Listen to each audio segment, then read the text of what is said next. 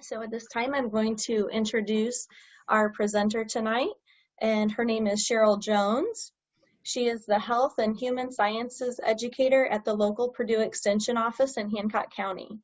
She provides research-based education to the community within the areas of food and nutrition, human development, finances, and health and wellness, with her specialty being food and nutrition.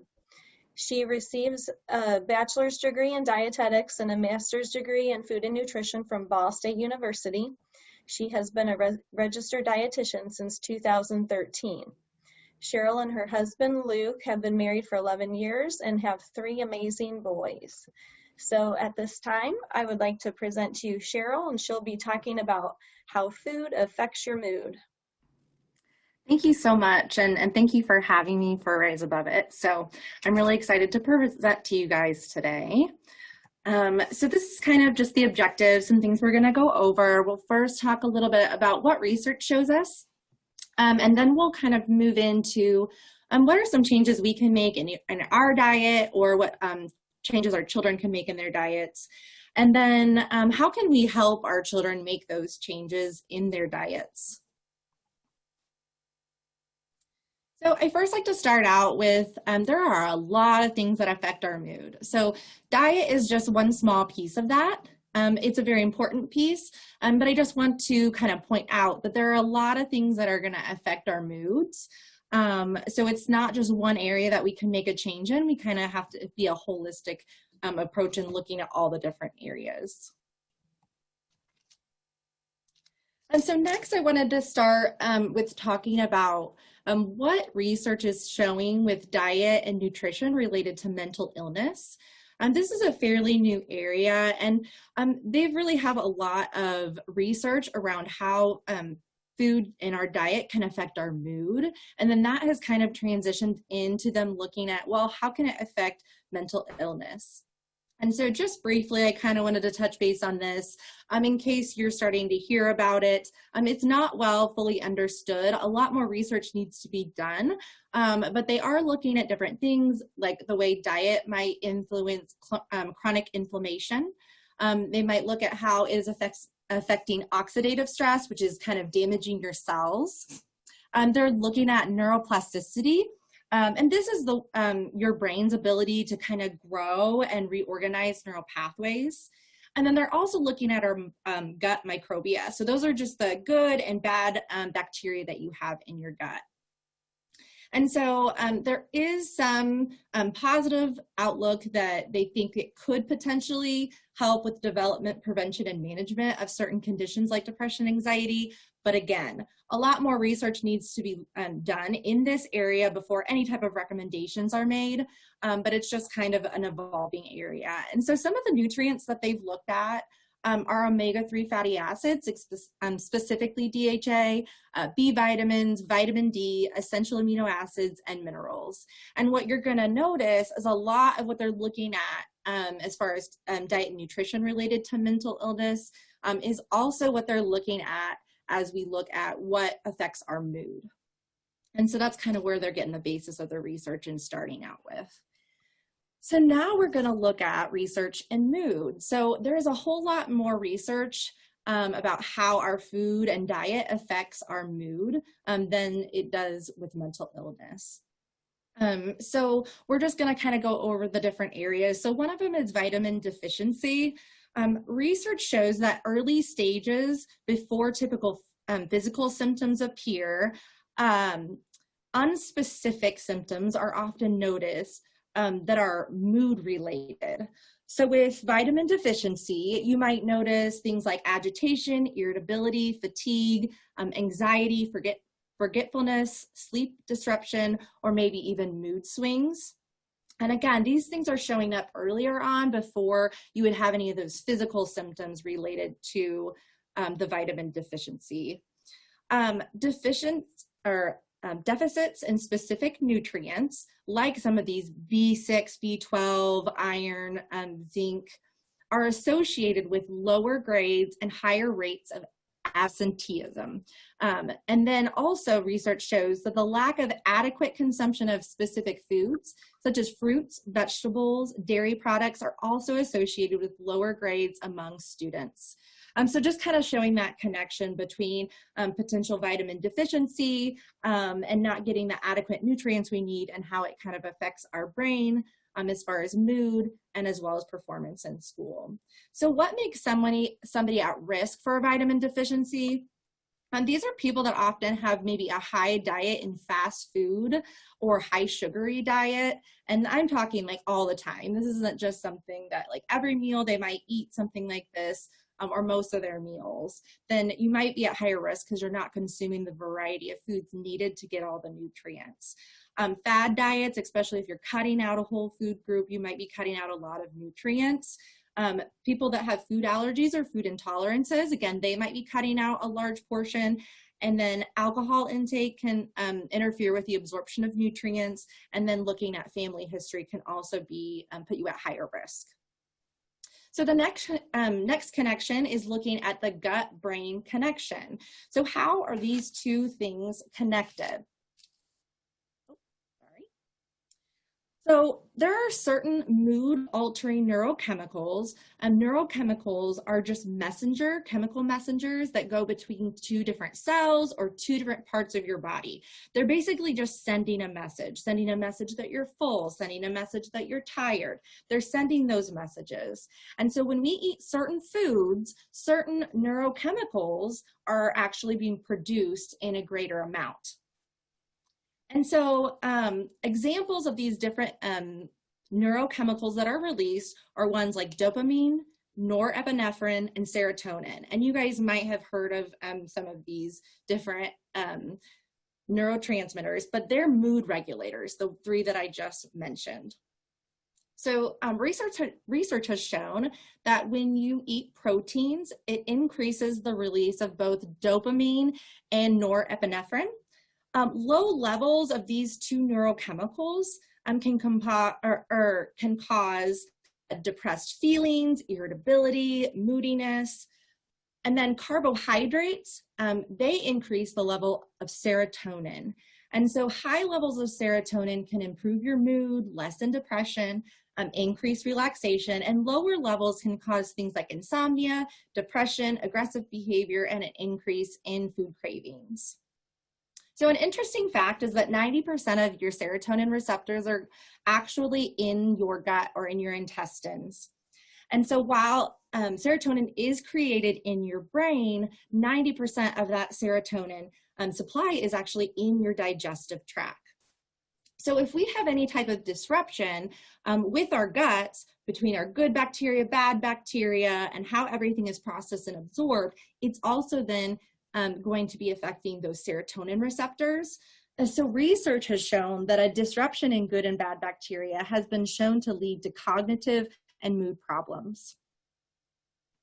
The next connection is blood glucose levels. And that might be a connection that most people kind of heard of. If you've ever heard the term hangry, that's angry and hungry kind of put together. And oftentimes that's associated to your blood glucose levels. It's if you've waited too long maybe to eat, your blood sugar starts to drop and it can lead to you feeling irritable.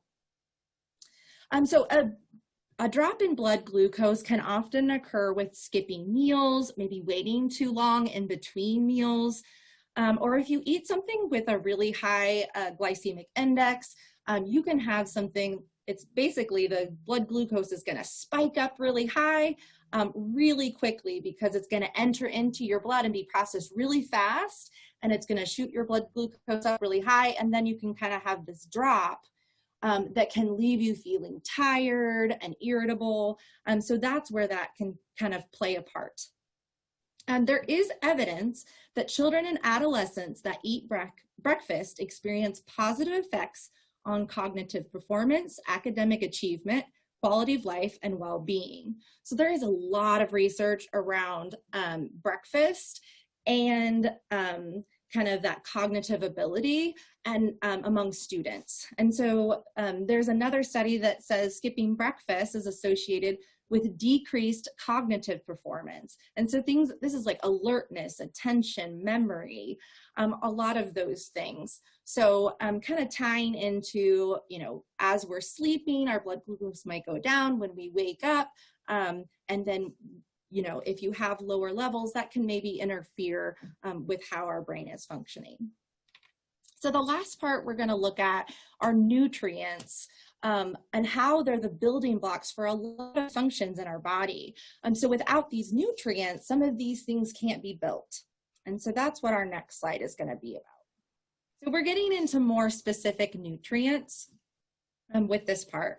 So I don't know if you're familiar with essential or non-essential nutrients, if you've heard that term before, but I kind of want to go over it just a little bit so you have a bit of an understanding. So essential nutrients are nutrients that are essential for us to have in our diet. Non-essential nutrients are not essential. The reason why they are essential to be in our diet is because our body does not make these nutrients. If we don't consume them in our diet, then our body cannot replace that by making it in their body. So non-essential nutrients are things that your body can make. Your body can make cholesterol. With the sun, your body can make some vitamin D. There's certain amino acids that your body can make. And then omega-9 fatty acids your body can make. But on the flip side, your body can't make vitamins. It needs most of its vitamins. I did mention vitamin D. So most of your vitamins, your minerals are needed from your diet. Omega-3 fatty acids. So that's a huge one that is needed in your diet. Those are omega-3 fatty acids as well as omega-6 fatty acids are needed in your diet. And then there are some essential amino acids. Those are things that you're going to find in a lot of your protein-based foods that are very essential. So starting out by looking at omega-3, there are different kinds. There's EPA, DHA, and ALI. DHA is probably the one that most of you guys have heard about. It's kind of been a hot topic for a lot of reasons. But it's very important. And the reason why it's a hot topic is because your brain is one of the organs with the highest level of fats. And 30% of those fats are DHA. And that's why it's so important. On top of that, it's an essential nutrient. So our body can't make DHA. It has to come from our diet. There also aren't like a ton of variety of sources for DHA specifically. And so what does DHA do? What is research showing that it does as well? It's also showing that it could potentially play a role in reducing chronic inflammation. If you have inflammation of the gut or your intestines, you're not going to be able to absorb the nutrients like you would if there wasn't that chronic inflammation. So they're kind of looking at that and the importance. And then we talked about the serotonin receptors being in there, so then it's going to kind of come in and affecting your mood. So that's the area in which they're looking at DHA. So if you're wanting to get more EPA and DHA in your diet, you're looking at eating fatty fish. So your tuna and your salmon. A vegetarian option is also seaweed. And then another form of omega-3 fatty acids is your ALA, and that's what you're going to be getting from your flaxseed and your walnuts and some of those sources. I know I mentioned omega-6, and why I haven't talked a ton about it is because in our Western diet, we get a lot of omega-6. It's in vegetable oils, and a lot of our stuff is processed in vegetable oils.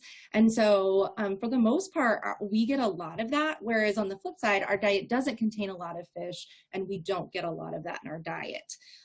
So that's, and the DHA is kind of one of the biggest roles in the brain. But they've also shown through research that it is very important to have a good balance between both omega-6 and omega-3.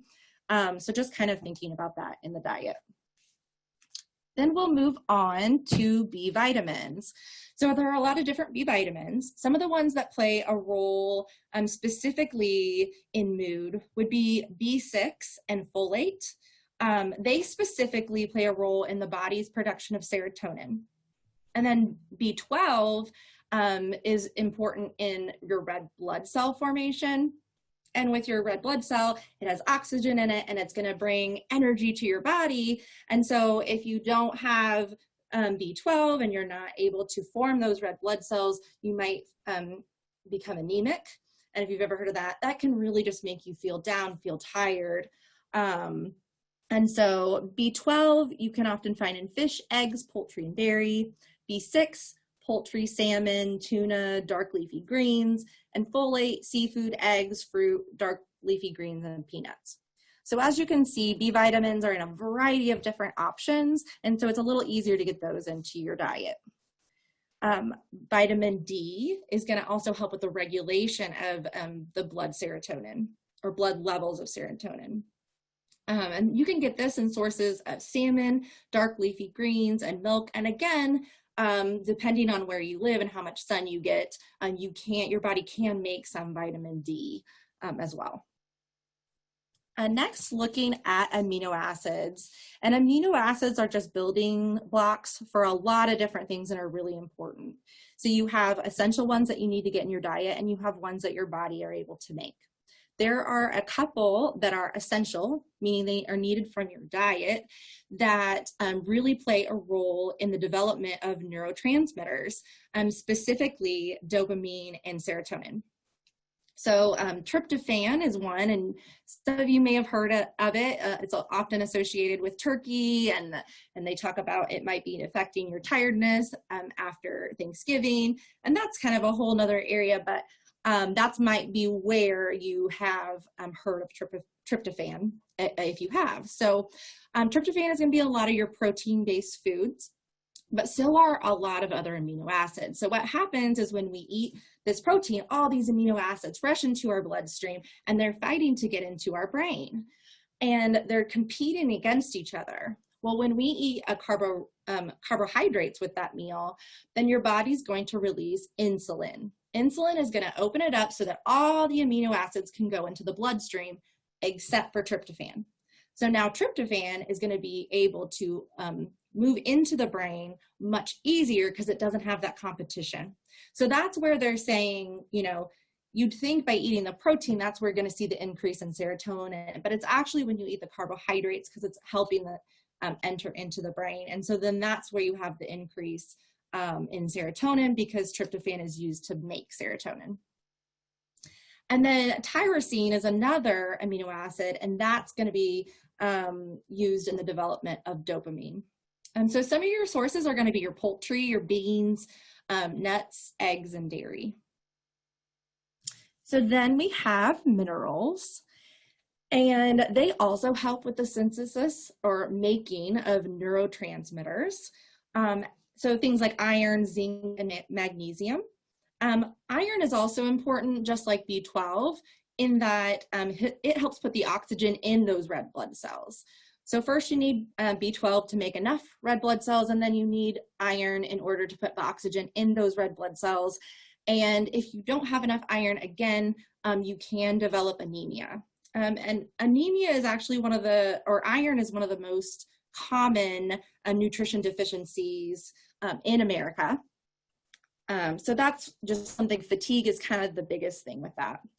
So iron, you're going to find it in a lot of your meat sources, your poultry, your beans, and your dark leafy greens. Zinc, you can get your beans, nuts, poultry, and red meats. And magnesium, you can get it in your green leafy vegetables, nuts, seeds, and whole grains. And lastly, they look at fiber and gut health. So again, we talked about the serotonin receptors in there, and then that's where a lot of our nutrients are going to be absorbed and taken into the body. So if you have something like celiac disease, non-celiac sensitivity, IBS or irritable bowel syndrome, or maybe lactose intolerance, and maybe you don't know it yet and you're having that chronic inflammation in your gut, that's where it can really affect your serotonin levels, as well as the nutrients that are going in your body that can affect any one of your neurotransmitters. So what's good for our gut? How can we keep our gut healthy? And so there I'm going to talk about fiber, and there are two different types of fiber. You have your soluble and you have your insoluble. They both play a great role, so they're both great to have. But when you're talking about gut health, you're talking about the insoluble. The soluble is going to be absorbed into your blood, and it's going to be great and helpful for things like your cholesterol. But your insoluble is not going to be absorbed. It's going to stay in your gut, and it's going to be good for the bacteria that's in there, and it's also going to kind of help you move things through your body. So things like whole wheat grains, your seeds, your beans, or the skins of fruits and vegetables, that's where you're going to really get that insoluble fiber that's going to be good to keep a healthy gut. So next I have a video, and the reason I have this video is I think oftentimes as you know, I'm talking and explaining everything, some people might be more of a visual learner. And so I think this does a really great job of kind of making what I've given you all here with the research and put it into more of a visual.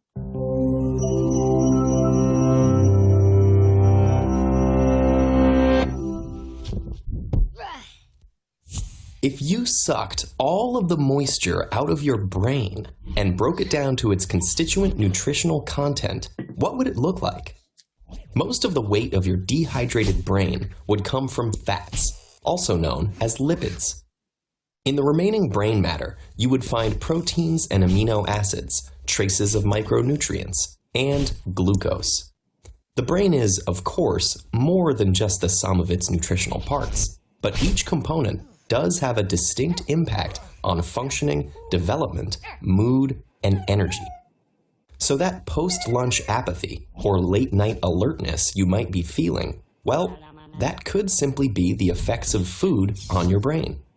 Of the fats in your brain, the superstars are omegas 3 and 6. These essential fatty acids, which have been linked to preventing degenerative brain conditions, must come from our diets.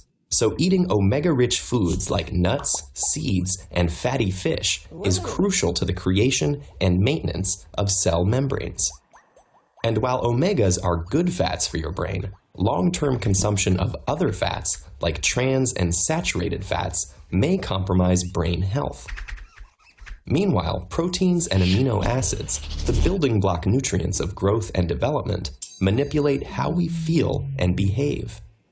Amino acids contain the precursors to neurotransmitters, the chemical messengers that carry signals between neurons, affecting things like mood, sleep, attentiveness, and weight. They're one of the reasons we might feel calm after eating a large plate of pasta, or more alert after a protein-rich meal. The complex combinations of compounds in food can stimulate brain cells to release mood-altering norepinephrine, dopamine, and serotonin. But getting to your brain cells is tricky, and amino acids have to compete for limited access. A diet with a range of foods helps maintain a balanced combination of brain messengers and keeps your mood from getting skewed in one direction or the other. Like the other organs in our bodies, our brains also benefit from a steady supply of micronutrients. Antioxidants in fruits and vegetables strengthen the brain to fight off free radicals that destroy brain cells, enabling your brain to work well for a longer period of time. And without powerful micronutrients like the vitamins B6, B12, and folic acid, our brains would be susceptible to brain disease and mental decline. Trace amounts of the minerals iron, copper, zinc, and sodium are also fundamental to brain health and early cognitive development. In order for the brain to efficiently transform and synthesize these valuable nutrients, it needs fuel, and lots of it. While the human brain only makes up about 2% of our body weight, it uses up to 20% of our energy resources. Most of this energy comes from carbohydrates that our body digests into glucose, or blood sugar. The frontal lobes are so sensitive to drops in glucose, in fact, that a change in mental function is one of the primary signals of nutrient deficiency. Assuming that we are getting glucose regularly, how does the specific type of carbohydrates we eat affect our brains? Carbs come in 3 forms: starch, sugar, and fiber. While on most nutrition labels, they are all lumped into one total carb count, the ratio of the sugar and fiber subgroups to the whole amount affect how the body and brain respond. A high glycemic food, like white bread, causes a rapid release of glucose into the blood, and then comes the dip. Blood sugar shoots down, and with it, our attention span and mood. On the other hand, oats, grains, and legumes have slower glucose release, enabling a steadier level of attentiveness. For sustained brain power, opting for a varied diet of nutrient-rich foods is critical. When it comes to what you bite, chew, and swallow, your choices have a direct and long-lasting effect on the most powerful organ in your body. All right. So hopefully that helps some people. If, I kind of threw a lot at you, and to kind of give a visual, I think it kind of explains things in a good way and helps it be a little bit more understood. So these are the different areas that we're going to look at now, looking at what kind of changes we can make in our diet. So I feel like it can be very overwhelming to think about all the specific nutrients and all the different foods. And so unless you have like an allergy or a specific medical need or a deficiency, it's not so important to focus on like, I have to eat this for this nutrient and this for this nutrient, as much as it is about just having a balance in your diet and getting a variety so that you're getting all of these nutrients by doing that. So first, we're going to talk about mindful eating. You might have heard of mindfulness in other manners, but it can also be used in your diet. So mindfulness is the quality or state of being conscious or aware of something. So with your diet, it's being aware of what you're eating, being aware how you feel when you're eating, and why you're eating. So are you eating because you're bored or stressed? Do you feel full? Are you eating still just because it tastes good and you want to keep eating it and because you might feel full afterwards, but you're already feeling full? So there's a lot of different things that can be going on when we eat. And so really being more aware of why we're eating, and then trying to, pay attention and go along with our hunger cues. So if we're not hungry, maybe being like, oh, I really don't need that right now because I'm not really hungry. I might just be bored. Let me go find something else to do. So kind of being aware. How it kind of plays into having your healthful eating is you might be a little bit more aware of the types of foods you're eating. How are these foods making you feel when you eat them? And that can be a great way to use mindful eating as well. It's important to try not to overeat. When they talk about the tryptophan and Thanksgiving and all that, turkey does not really have more tryptophan than chicken. It's just because you're having that, most likely overeating at that meal. When you're overeating, a lot of blood is going to be, and energy is going to rush to that stomach to be able to digest all that food, and it leaves you feeling tired. So trying to avoid overeating. And also, it can take 20 minutes for your stomach and your brain to communicate when it feels full. So from the start, when you start eating, try to eating slower, can help your body take the time it needs before it can communicate to you. So I don't know if you've ever eaten really fast and then maybe a few minutes later you're like, oh, I'm so full, I'm overly full. Well, it's because you ate so quickly, your body didn't have time to tell you you were getting full, so you kept eating really quickly and now you're overfull. So kind of taking that time to eat slowly is also a good idea. This is a great time to do family meal time. Family meals have a lot of really good things to them, and eating with your family can be a really important time for you to talk. And when you're asking questions and your kids are answering them, they might not be eating while they're answering. It can kind of slow down the process of eating. So next, we're going to talk about balancing your meals.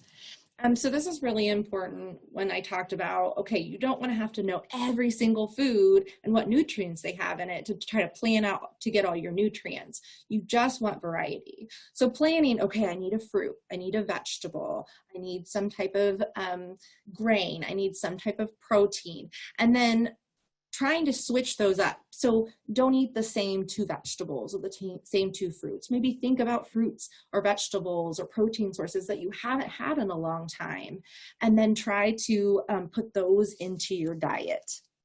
So really getting that variety. Avoid removing whole food groups from your diet if you don't have to. Low levels of zinc, iron, magnesium, B vitamins, vitamin D, and omega fatty acids are associated with worsening mood and decreased energy. So when we remove a whole food group, we have to be more mindful, I guess, about the type of foods we're eating to make sure that we're getting the specific nutrients that we need. And that is possible, because if you are a vegetarian or if you have a food allergy, I would just encourage you to work with your doctor and a dietitian, and they can help you see, well, you might be lacking in some of these nutrients because you've removed these foods, and assist you with finding other foods that can help you get those same nutrients. Avoid skipping meals. If you skip a meal, again, that talks about the glucose dropping down, which can then lead you to feel tired and irritable. And so I don't want this to mean that, if you're wake up in the morning and it's breakfast at your house before you have to go to school, if your child doesn't feel hungry, or if you don't feel hungry, I'm not saying to necessarily ignore those cues, because you want to pay attention to those hunger and feeling full cues, but you might take a healthy snack with you so that when you do feel hungry, you have that on you, so that you're not, oh, well, now I have to wait all the way until lunch to now eat, and now I might overeat because I'm super hungry. So if your child is maybe not hungry right at breakfast, have some different snacks that are easy to grab. They can take it with them and maybe eat right when they get to school, because maybe that's when their body is starting to feel hungry. So bridge the gap between meals. So it's really important to have snacks. I know often snacks are for young kids, and we think about them having snack time, but it's very much important for us to have snacks as well. Depending on how long you're waiting in between meals, if maybe you're being more active that day and so your body is starting to feel hungry, having healthy snacks available to you is really important, because finding a healthy snack quick on the go is not always an easy thing. So having those planned out, having something on you just in case, is really great. So with those snacks, adding a carbohydrate rich in fiber with a protein or a healthy snack is really helpful, because what it's going to do, that fiber or that healthy fat or that protein is going to slow down the digestion. As you slow down the digestion, it's going to be absorbed into your body slower. And so you're not going to have that big spike in blood glucose like in the video. It's going to be much slower. So trying to pair those two things together. So some examples, you could have carrots and string cheese. You could have plain yogurts and berry, or a plain Greek yogurt and berries. Your Greek yogurt is going to have more of the protein. Maybe an apple with some nuts, or some cherry tomatoes with hummus. So those are some different ways of pairing those things together.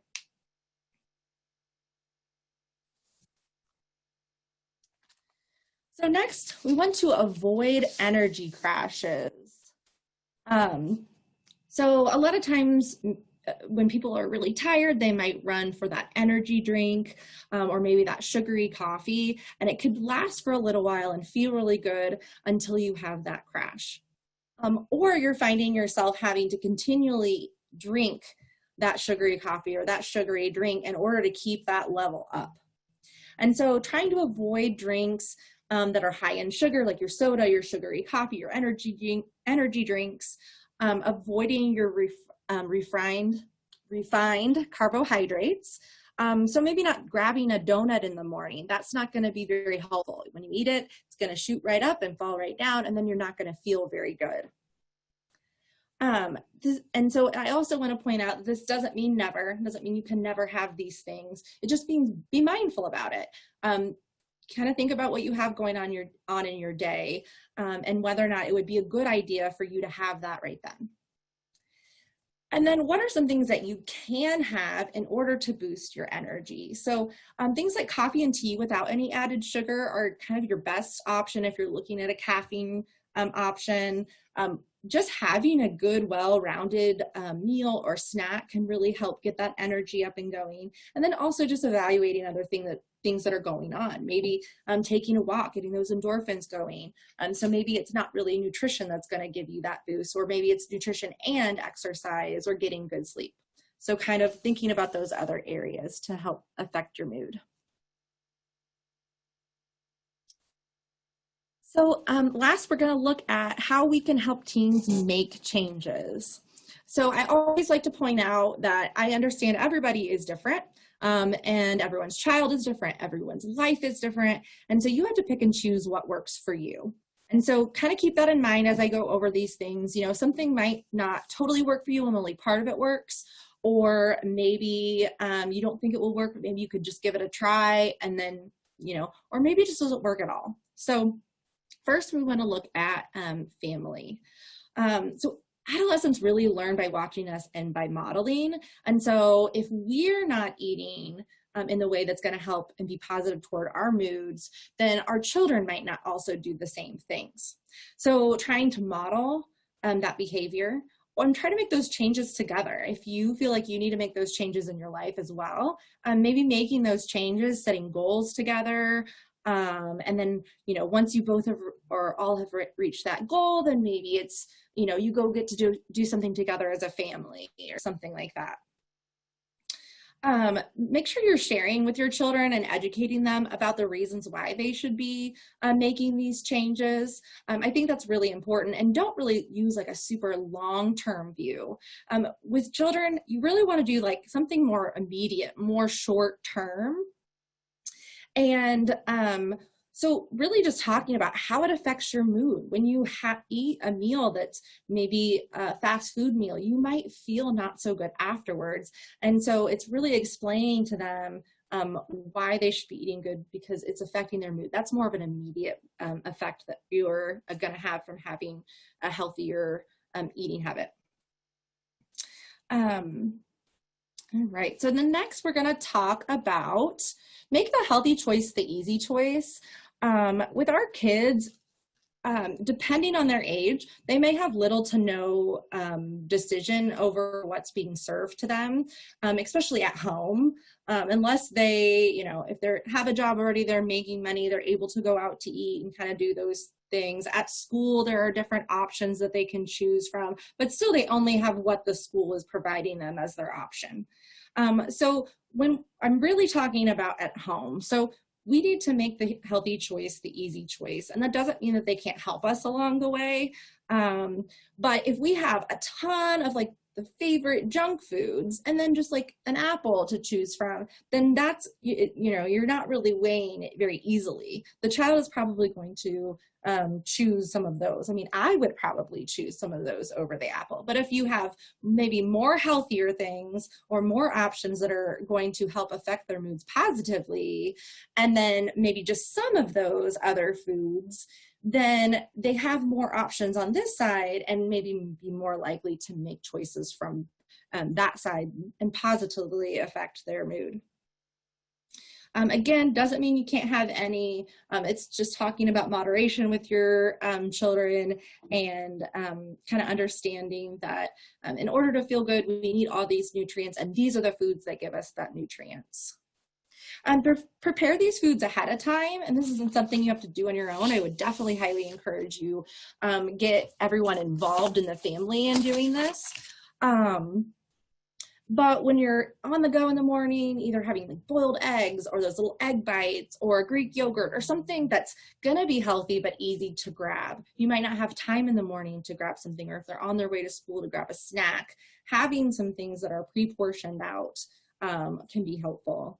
And as I mentioned, getting them involved. Get them involved in picking out the food, planning the food, prepping the food, all those different areas.